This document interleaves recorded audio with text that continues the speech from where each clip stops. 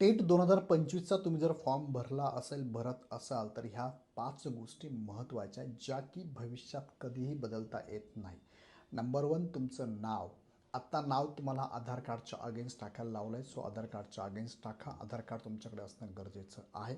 हे नाव भविष्यात परत बदलता येणार नाही. या नावानेच तुमचं पुढे शिक्षक भरतीमध्ये नियुक्ती मिळणार आहे. दुसरा मुद्दा तुमचं डेट ऑफ बर्थ, जन्मतारीख परत बदलता येत नाही. आत्ता टाकलेली जन्मतारीख व्यवस्थित बघून घ्या, त्यात बदल करता येत नाही. Number 3 gender, male female transgender form भरताना बऱ्याच वेळेस सायबर कॅफेवाल्यांकडनं चूक होते, सो आत्ता चेक करून घ्या तुमचं जेंडर बरोबर आहे का नाही.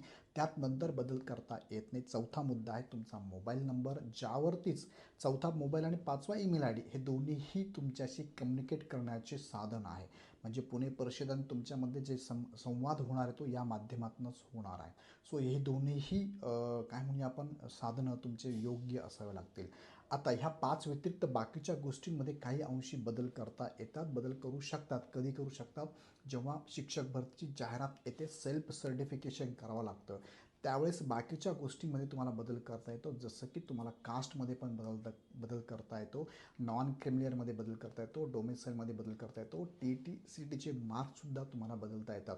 हे सगळं पाठीमागचा अनुभव आहे 2022 टेट परीक्षा आणि शिक्षक भरतीचा. सो त्यावेळेस हे तुम्हाला पवित्र पोर्टलवरती अपडेट करायला चान्स दिला होता. मात्र ह्या 5 गोष्टी ज्या सुरुवातीला मी सांगितल्या ह्यामध्ये काहीही बदल करता येत नाही. सो फॉर्म भरला असेल आणि याच्यात जर मिस्टेक असेल तर फॉर्म तुम्हाला परत भरणं गरजेचं आहे. पण फॉर्म भरायचा असेल ह्या 5 गोष्टी काळजीने भरा.